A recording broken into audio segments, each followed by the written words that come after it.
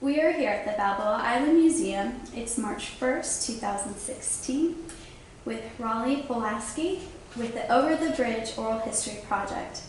Our first question for you today is, what is your earliest memory of the island? It would be about 1943 when my parents came down here. My sister had Mary's Beauty Shop here in the front of the museum, and now a part of the museum.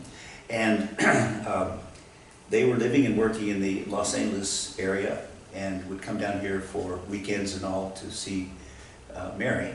And eventually kind of fell in love with the area, and my dad started looking around for work. And they were historically in restaurant business, and so he got the job as the chef / manager of the Balboa Yacht Club.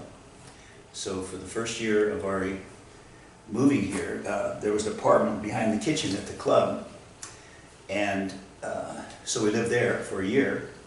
Then eventually they started looking around for a place to buy, and actually bought another house here on Marine Avenue, which was behind a couple of shops similar to this arrangement. We lived there for about maybe 2 or 3 years, and then they bought this property. And then in 1947, they built this house. So that's how we got here. What were the early years like? The early years on the island? Oh, it was fantastic growing up here with all the water activities, you know, boating, sailing, of course, the friendships that I developed with other kids that eventually all went to Newport High School. As I mentioned earlier, I actually went to a Catholic school in Santa Ana through the 8th grade because my father insisted that I go to a Catholic school. And I didn't find this out till many, many years later. But actually, they wanted me to go to a Catholic high school as well. The closest one at that time was St. Anthony's in Long Beach. And so they went over, apparently, and went over and talked to the priests over there. And fortunately, they couldn't afford it. So I ended up going to Newport High School to my everlasting benefit. And you played football there. Would you share about your years? Sure, I did. In fact, I've got a couple of pictures you might be interested in putting in the album. I did play football. In fact, it was my primary sport, and it led eventually to my college education because I got a scholarship to USC. So I went and played for USC for my college career. And the interesting thing about they're called grant aids, and scholarships in those days were kind of unique. And actually, by the time I was ready to go, my high school coach, who became like a father to me, he was just a wonderful man. His name was Al Irwin, and he was the head coach and wonderful man. He actually wanted to know, Rolly, what do you want to do in school? Well, I love drawing, and I'll back up to a story later about this house. But I took drafting in high school and really enjoyed that, and so and I love sports. So I thought, well, coaching, or they said, how about architecture? Architecture, oh, that's interesting. How do you spell it? So anyway, he then had a very good friend whose name was Dick Plater, who was a local architect, and he arranged for me to go meet Dick Plater. So I went up one Friday evening and spent about 3 hours with Mr. Plater, telling me, giving me all the wonderful joys and frustrations of being an architect. And that convinced me then that that's what I wanted to do. So back then to the scholarship, I had opportunities at several schools, some even as far away as Notre Dame. And but I wanted to stay on the West Coast because my mother and I, she was alone. I wanted to be relatively close to her. So the the accredited schools of architecture at that time were USC, Berkeley, and the University of Washington. So Mom and I had the first opportunity to fly in an airplane, and we flew up to Berkeley and then up to Washington and interviewed with the coaches.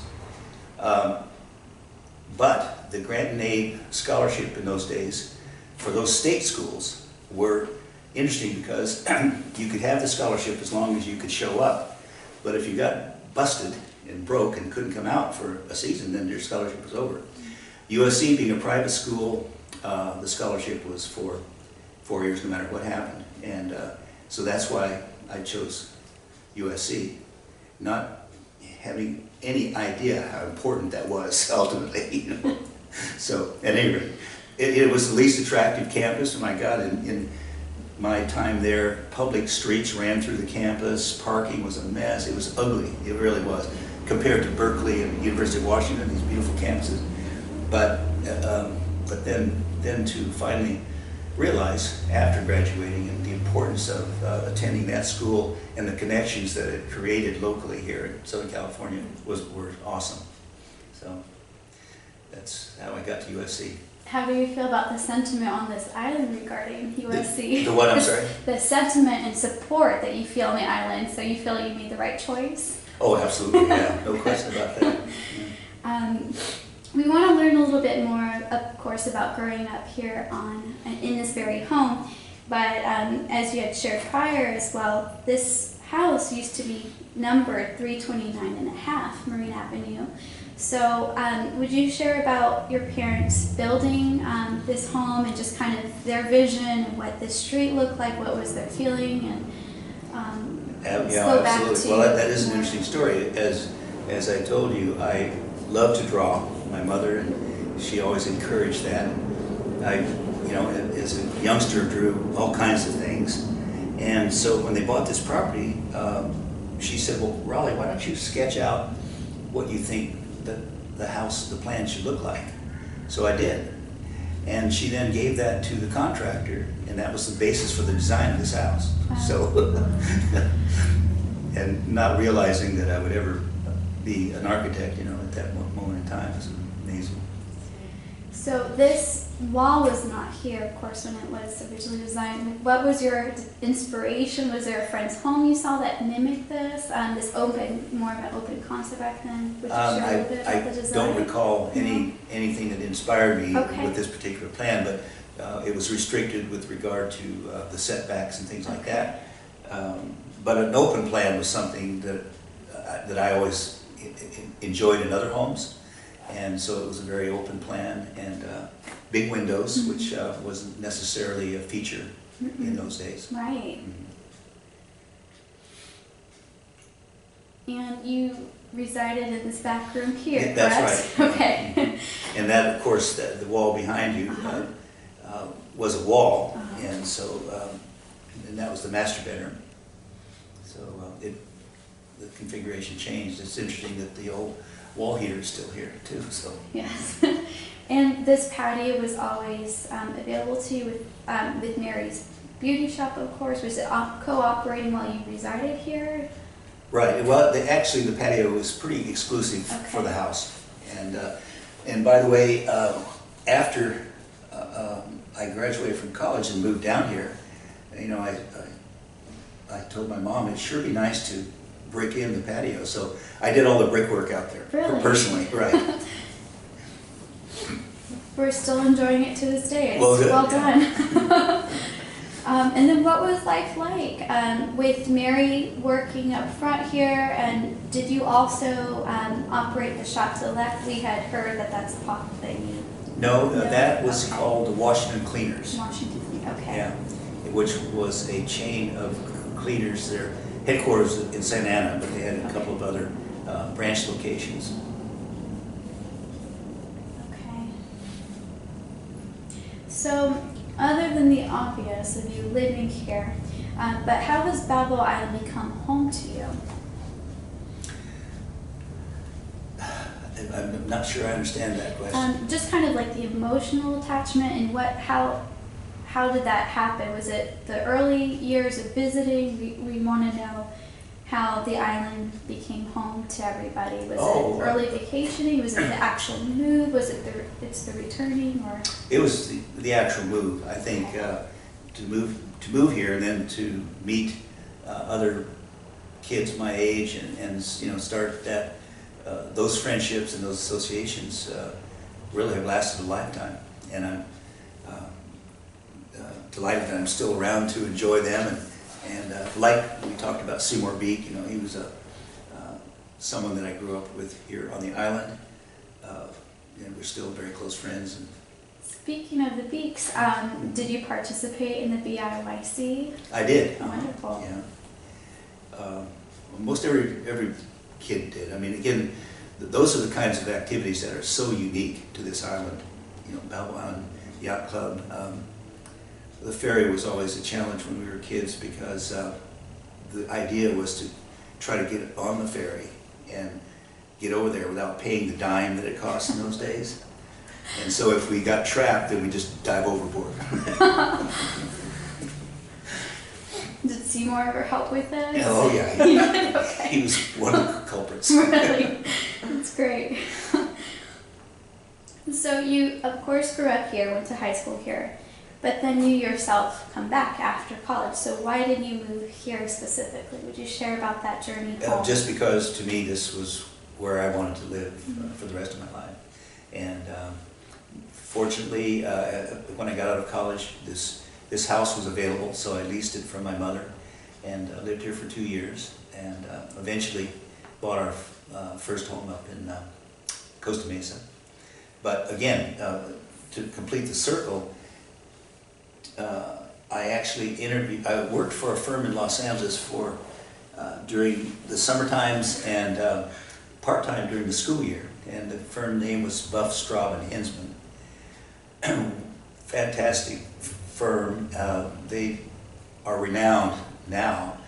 Their work were primarily residents in Pasadena, Altadena, and those locations.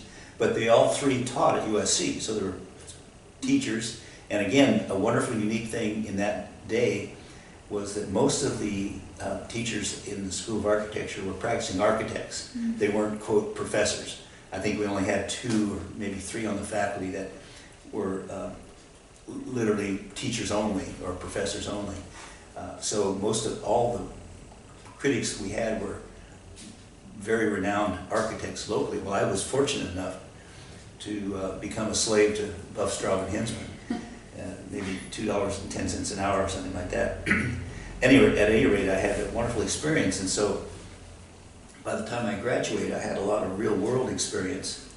So I called up Dick Plager, the man that helped me make the decision about architecture, and he says, "Oh, brother, come work for us. We'd love to have you." So I went to work for that firm, and spent 3 years with that firm. Eventually 2 years with Bill Ficker, who was another renowned local architect and also winner of the big yacht race and the America's Cup. Then the last firm I worked for was William Pereira and Associates, who opened an office down here. They were a large, prominent Los Angeles firm with maybe 100 people, and that was huge in those days. But he was engaged to do the master plan for the Irvine Ranch. Mm-hmm. So I thought, and plus they paid quite well, so I thought, well, I'd like to get some planning experience, and so I went to work for them, for that firm. And it was his office, he chose a place called the Buffalo Ranch, which was up off of Jamboree. It's long gone, but the ranch was, it was just a ranch house in a restaurant. And so I went to work there and spent 2 years planning. One of my primary tasks while I was there was to help with the master plan of Catalina Island. Mm-hmm. And so at any rate, then in 1964 I launched on my own. So in 1969 you established your first firm? 64. 1964. Mm-hmm. What was the state of the field at that time? What was the contemporary design? Well, actually, coming out of USC, contemporary architecture was the thing, mid-century. It's now called mid-century. I only learned that word about 5 years ago, but that's what was referred to, the work. So most of the projects that I was attracted to was things of that nature. The Plager firm, which was called Plager, Blue Rock, and Hogan at that time, and then it became, while I was there, Plager, Blue Rock, Hogan, and Ellerbrook, and that's another interesting side story. They primarily were doing schoolwork, and most all the elementary schools in and around the Orange County were done by that firm. Eventually they got into even larger scale projects, and some of the prominent thing would be the Performing Arts Center that the firm did or participated in the design of. But Phil Ellerbrook was again of that realm of architects, and also doing schoolwork. He had a heart attack and was out of commission for quite some time, and so he then brought his work to the Plager firm, and so then he became a partner when he was well. Well, ironically, when my parents bought their first property here on the island, next to Amelia's, by the way, is where it was. Okay. There were two shops in front. One shop was a dentist, and the other shop was Phil Ellerbrook's office. Okay, So, neat. full circle. What, and the address of the first home? The address, well, it was on this side of Amelia's, and I Okay. can't remember the number, but Okay, and of course it's changed, but just it's- as a reference point, yeah, but it's just near Amelia's, yeah, okay. in fact, there used to be the two little buildings, similar to this, a patio in between. Okay. But now, I looked at it not too long ago, and the patio's all enclosed, and Oh, it's interesting. a commercial enterprise of some sort. Is there having grown up here mid-century and seeing the design of the area, has that shaped who you are by your interest in designing in your own profession? Not really. I think that came from the school of USC. In other words, I think that really is the dominant thing that I think we get when we go to a school like that. So no, the area wasn't so much an influence. It was more school. The education. Yeah. And then how do you feel that your very residence is now a museum? So what are your thoughts about that? I'm delighted, of course, and I was shocked. Seymour's lady friend called me one day, and this was while it was under construction or being remodeled. And she said, "Rolly, what is your name doing out in the concrete stoop out there in front of the door of the new museum?" Museum? That's going to be a museum? So anyway, it was fun, and of course I'm trying to remember the person that I first met, but they were anxious to meet me because they had no history of this house, and so I was able to fill them in back then. Speaking of the concrete, let's, Yes. for the record, share with our future audiences what it states is Francis Burt and Raleigh lived here. The nicest people in the world walk through this door, our friends. So is this something you did yourself? Was it No, your parents? my What mother. was your mother? Okay. Do you recall the day that you did this? Or No, just kind of I sure don't. No. It's a delight for everybody entering. We try Yeah. to point it out. It's very nice. Kind That of a was- blessing to the home in the area about That was its my people. mom. It's very sweet. So, speaking of your childhood, we want to know, is there a story that brings back fond memories of your childhood here, or even your inner child? Well, yes, I think there's probably a bunch of them that I won't remember, but a couple of things that were kind of fun. I always enjoy meeting people who have lived here for maybe 15 or 20 or 30 years, and they think they know what this place was like. And I say, well, now picture this. Do you know Balboa Island? Yes, I know Balboa Island. Imagine that you are leaving the island, you're going over the bridge and up the hill, and when you get there, there's nothing anywhere. There are no structures. It's pastures. There's cows across Pacific Coast Highway, which was a 4-lane highway. There was no Jamboree Road, and anyway, people have a hard time visualizing that there could be absolutely nothing out there, and that's the way it was when I grew up. The Jamboree, the Boy Scout Jamboree that occurred, of course, changed. Something like 50,000 scouts were up on that hill. And so that had a huge impact.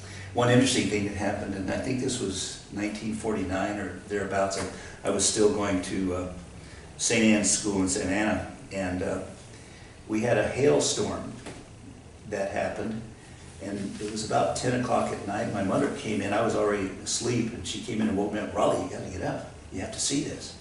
And we got up, and my God, there was, maybe 6 inches of hail everywhere. And so, of course, all the kids were up making ice balls, and I'm sure a handful of cars suffered because of it. And it lasted for about 3 days. And went to school up to Santa Ana, and it was all over the playgrounds, and it was just a phenomenon. And oh, this was it. We walked across the bridge, and here were 3 guys skiing down Marine Avenue.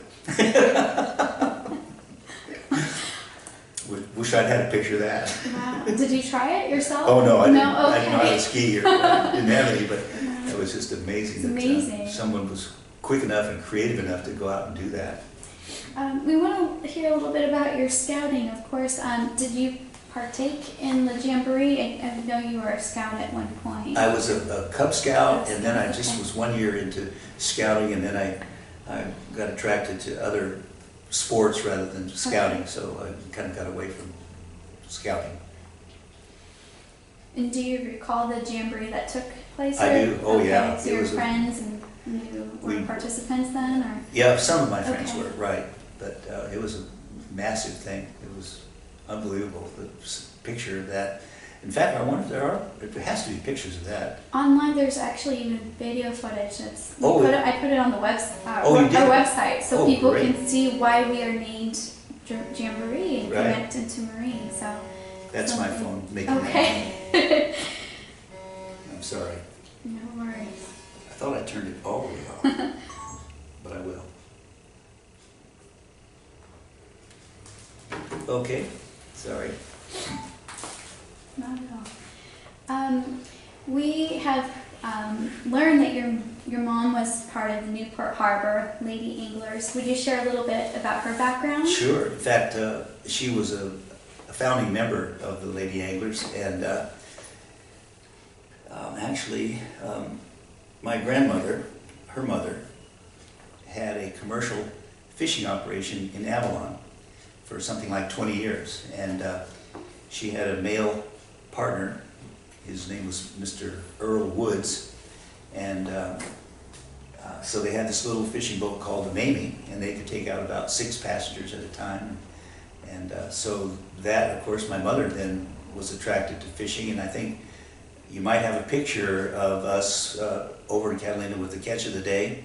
They always, would hang up all the fish that the group caught that day, and so my mother became an avid fisherwoman, and then my daughter, she all of a sudden was attracted to it, and she worked as a deckhand on one of the fishing boats here, and for about 3 years I think she did that, and was actually studying for her 100-ton license in order to be able to operate one of those fishing boats. Well, she had a group of regular customers who were Orange County sheriff officers, and they eventually convinced her that her name is Jana, and they said, "Jana, you ought to try out for the sheriff's department." So she did, and she made it, so she became a cop. Wow. She was a sheriff's officer for 18 years. During that time, she met her husband-to-be, who was also a sheriff's officer. So she is now retired. And but anyway, what was interesting is that here are 3 women. It skipped me because fishing is about 120th on my priority list. But 3 women. So my wife, who has passed away a number of years ago, thought it was such a great story that she contacted someone at the local paper, the Daily Pilot, and they did a great story. My mother was still alive at the time, so they had a picture of my mother and my daughter, and then the story about Grandma. So it was interesting. It's unique too to have It women was. in the field, so Yeah. we love that we feature her story? I think my mother went out on her last trip, I think she was about 80 when she took her last trip out from Albacore. That's great. Would you have any special holiday memories that relate to the island? Gosh, no I don't. I can't think of anything off the... Any parade, any boat parade or Christmas or 4th of Well, the July? boat parade, of course, yeah, the boat parade was always an interesting thing, and of course now it's unbelievably attractive. And it was pretty sparse in its earlier years, but I think it's one of the oldest in history now, isn't it? Certainly is. Did you ever participate or? Oh, I have later as an adult, Okay. yes. In fact, I borrowed a friend's boat and took my kids out to just not necessarily decorate the boat, but just to follow the parade in a boat and see it from the water's point of view. Would you have any favorite story about celebrities that you might have encountered on the island? No, not particularly. Of course, the Epson family was, a prominent family that lived here. Seymour can tell you a lot more about them, I'm sure, living next door to them. But no, I don't remember having any particular celebrities. There was an interesting fellow that had a clothing store called Jack's, which is on Marine Avenue, and he had been a former minor league baseball player, and he was just a wonderful guy, and I think it was spelled J-A-C-S, Jack's. But at any rate, he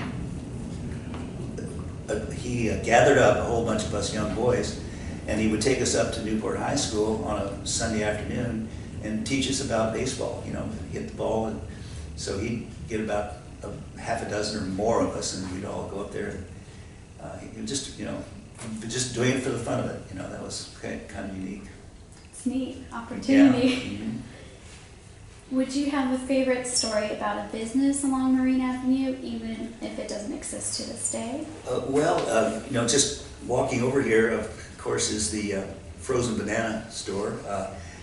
That was a unique thing, and in fact, the parents that actually started that, their name was Cook, C-O-O-K, and Don Cook was a high school classmate of mine. So his family actually started that business. So yeah, that was something that was quite unique. And it was always fun when a new restaurant opened up, because typically the first day, free food. So there was a place called the Waffle Shop here in this block of Marine Avenue that opened up, and it's now an Italian restaurant. But it's interesting how these restaurants come and go. In fact, the Chinese restaurant on the corner, Shanghai Park Gardens, was a vacant lot in my youth. And, that's another interesting thing. There were vacant lots. Probably, I'm guessing that the island was maybe only 70% developed at that time, because we used to be able to play baseball on some of the lots that were open enough, and the Shanghai Park Gardens site was a vacant lot, but then it became the first television store on Valvo Island. And we would, us kids, at night would go down there and look through the window and watch television. Couldn't hear anything, but little black and white screens about this big. But then all of a sudden it became a restaurant. In fact, it became the place of my first employment. It was called the Island Patio, a restaurant. And so my dad, in fact, knew the owners and helped them kind of get the thing started. So I got a job as a dishwasher there. So What year was this, approximately? Let's see, 49, 50, Okay. somewhere in there. With the island's post-war years? Okay. Okay. Sorry, go ahead. Sure. I was curious about the island's development after the post-war years. It went from from what we understand, a very seasonal place to full year residency. That's Did right. you experience that? Very much so, Okay. right. It was amazing. In fact, my dad's job at the Balboa Yacht Club, it was so interesting that in summertime, the place was bustling with activities, but then in the wintertime, nobody around, and it was just night and day. And same thing with the island. It was very active during the summertime, but very seasonal for sure. Okay. Would you share why the island has a special place in your heart? Is there a specific reason? Well, I would say the uniqueness of the fact that it's an island, number one, and the fact that all of the water activities that this community provides. It was always a treat to tell people that you live on Balboa Island. Oh, really? An island? Where? Now I live in Balboa, and of course when I tell people that, they say their reaction if they're not familiar is, "Oh, you mean Balboa Island?" I said, "No, Balboa. There's a difference." These sub-communities around Right. Newport Beach are very unique, I think. Absolutely. The little island, and Mhm. Collins Island. And by the way, Collins Island, of course, he's obviously one of the most prominent characters that you're aware of. And so he built a home on Collins Island, and then during the war, it became a Coast Guard facility, as I recall. And then when that island became subdivided and developed, the company that did the bulkheads around it, I think it was called the Troutline Brothers, or Troutline Company, actually did a lot of local work.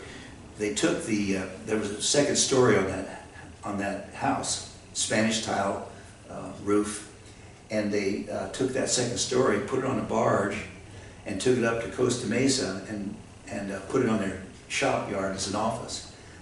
Wow. So it's gone now, but Okay. it was up there forever. Until what time do you think it was installed in Costa Mesa? It would be probably late 40s. Okay. That's amazing. We've been told that, and it's neat to verify the story of its lift and movement to Costa Mesa and its usage for years. We weren't sure how long it was even used, so that's great to hear. Yeah. You're actually right behind you. We capture that story, and then George, the development of that area in the 50s. So yeah. he's Great. subdividing a lot. So fascinating to have that verified. Yeah. We want to know if there's what do you feel when you drive over the bridge onto the island? Is there a special feeling? Just nostalgic feelings of golly, I'm home again.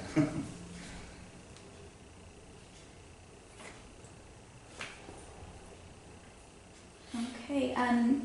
In regard to the island or your personal history, is there something you'd like to add to the record? Golly, I should have had that question in advance, because then I could have thought of all kinds of things. But no, not really. Just nothing, extraordinary. It's just such a unique place to have been able to grow up.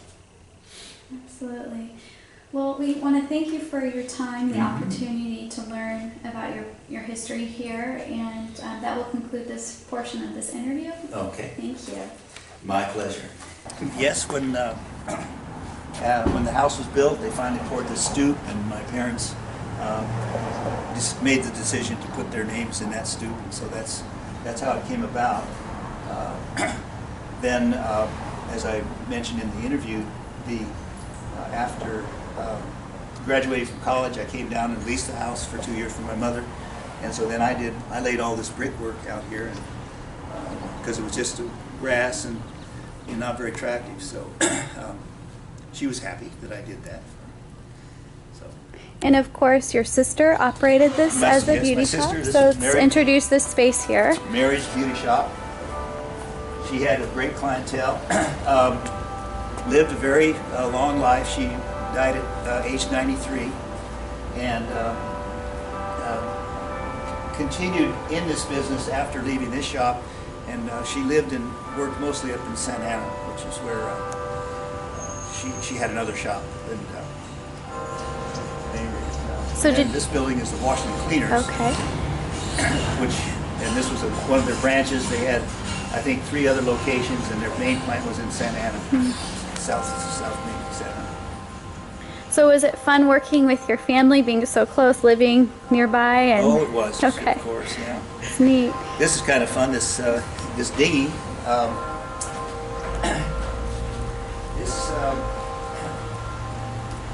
This was called a Balboa dinghy.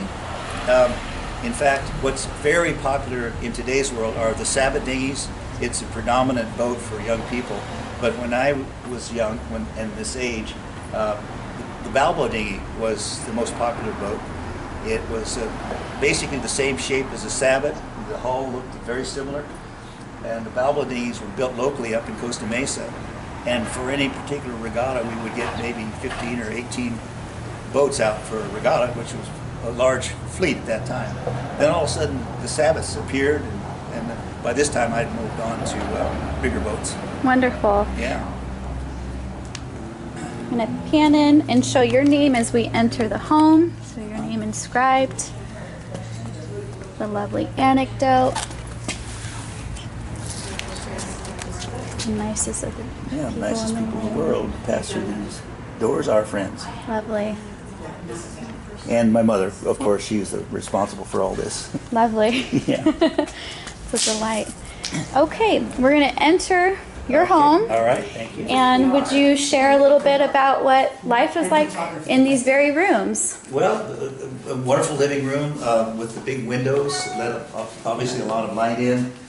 And I remember the furniture. My mom wanted to, furnished it nicely, and she took me along when she went shopping for the furniture. And so there was a very, again, all the furniture was quite contemporary. That was my recommendation at that time as a young kid. But in the corner was a very unique blonde-colored wood table that was multi-level for a corner table, and then 2 sofas and a coffee table. And then, of course, behind me, the wall was open into the kitchen, so there was a dining area that was actually more in the kitchen than in the living room. And so remember this beam ceiling was kind of unique at that time. This was, of course, the contractor who built the place recommended how it would be framed and all that. But one thing that was not so good about the place in the summertime, it really got hot with a flat roof like this. And of course, in those days, there was no insulation, which now is required by code. But in those days, no insulation, so consequently, it became an oven in here on the hot days in the summertime. And then where you're standing, of course, there was a wall in this location. And you went into the hallway around the corner, and you entered what was called the master bedroom. And so it was, for the island standards in those days, it was probably a decent-sized room. My bedroom, of course, is now, I think, the office. Was this a closet? Is what this open enclave area? Yes, okay. Exactly. That was a closet. Okay. And the door came in. This through here. Uh-huh. Okay, great. And one thing that did survive is the old wall furnace. That was kind of Still works. on cold mornings. Sure does. On cold mornings before school, we'd all be huddled up right out here. So, and then, this was a very tiny room, but it worked. I didn't need anything bigger. This cabinetry was a little closet, a wardrobe, and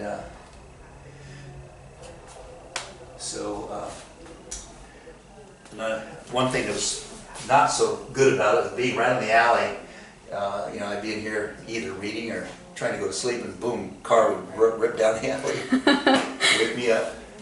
Next door, by the way, for a time, was a house that set way back on the lot, and in the front was it was a nursery. In other words, they sold plants and basically serviced most of the homes on the island. You know, people would want to re-landscape their yard or whatever. So, and it was called, it had a unique name, Willow Nurseries or something like that. Anyway, it was the two young guys owned it, and it was the combination of their first names. I see. Leo Willow. Okay. Leo Willow Nursery, that's it. Neat. And so anyway, I befriended them, of course, and they would take me out when I was young and, you know, give me 75 cents to pull weeds out of the cracks in the concrete, you know. Do you recall the Hershey's at these years and their nursery? I was told that they operated a nursery locally, but I'm not sure if that's the same time frame. The nursery? Uh-huh. The Hershey's? The Hershey family? Oh, I didn't realize that either. So, and then the bathroom, of course, and I think Yeah, so they have not been there the last 2 weeks, the housekeepers. I'm wondering if this, I'm thinking, was this the original tile? Island is just tough lately. I don't think so. Theft is. It may or may not have been the original tile work, I but see. at any rate. Okay. So in the kitchen. And I don't know, and we have. When I finally came here and saw this, I thought, oh wow, they still have that. Amazing, original isn't it? tile. Yeah. One of the few elements that are original to the home is the tiling, of course, because we've added the furniture to create an Exactly. environment. So Right. people are very moved by the original tile work and have mimicked it in their Oh, redesigns. really? They want to return to the classic feel. So interesting. they have photoed it and studied it, and they make plans to recreate this along with the fold-out ironing board. Right, It's one of the most well-received features of the home. They really love it, and women comment frequently about how modern and how helpful that feature was for that era, and they Yeah. still like it. So that's interesting. And then the refrigerator was here. Okay. And the stove was over here. I see. And so, And then you had a place setting much similar to in Yeah. this area. Okay, yeah, exactly. There was a dining it's table open. here. Okay. My mother was a fabulous cook. In fact, there's it was called Richard's Market, which was the prominent market in the community right next to the Lido Theater. And he would have an annual cake baking contest. And so one year my mother won that contest. And somewhere there's a picture of her with her cake and Mr. Richard, you know, celebrating. It's a But anyway, so she always was doing something interesting. So one day I came home and she said, "Would you like some pie? I made a pie today." I said, "Oh, wow, okay." So she cut out this piece and I started eating it, and wow, this is really good, apple pie. And so anyway, I got it all through, finished it, and she said, "You know what? There's no apples in that pie." No kidding. No, it was all made out of flour and dough and things, but she created it in such a way I would have sworn it was an apple pie. Incredible. Yeah. She had some wonderful skills. Right. I was wondering, would you have been in your years part of this troupe? Is there any No. connection? Okay. No, that's That's where we share the Boy Scouts of America Jamboree history with our guests, since Oh, I we see. retain Okay. this little plaque and the heritage of why Sure, it's that's named it. that. So, okay. So out the back, then, of course, this will come on here. So this was just a place to park the car. That structure wasn't there in my youth, and so it was kind of open across here. But anyway, I have my old Model A parked out there, Neat. and you know, all torn up with the, you know. So I paid $30 for the car, and then I owned it for about a year and a half, and then I sold it to a guy that I went to high school with, and I wanted $30 for it. He said, no, I'll give you 25. We finally settled on $27.50. Wow. But it's neat, you mentioned that you were able to work on it yourself because the engine was not that complicated for I know, yet. it was so simple. Yes. And in fact, what also is interesting is that, as I say, it was the only engine I ever understood. But my wife, who passed away about 10 years ago now, actually was born and raised in Oklahoma. And so through a divorce, she ended up with a 100-acre farm back there. So she was a lifelong pilot also. So we would fly back and forth to Oklahoma. Eventually I got a license to fly as well, so I became a pilot. But at any rate, on the farm, we needed a tractor. So we started searching around, finally found a tractor, and it was exactly the same engine that was in my Model A4. Wow. So I understood that one too. That's good. Yeah. That's nice to have it transferable to other equipment like that. Exactly, It's cool. yeah. So anyway, it's fun revisiting the place and bringing back all these wonderful memories. It's been special. I really appreciate this opportunity. Well, thank you so Yeah. much for being here. We're delighted to add this to the record in our formal archive. Wonderful. Well, thank you. That Will a concludes copy our... of this be available? It certainly will. Oh, good. Okay. So that concludes our in-house tour with Rolly. All Thank right. you. Thank you.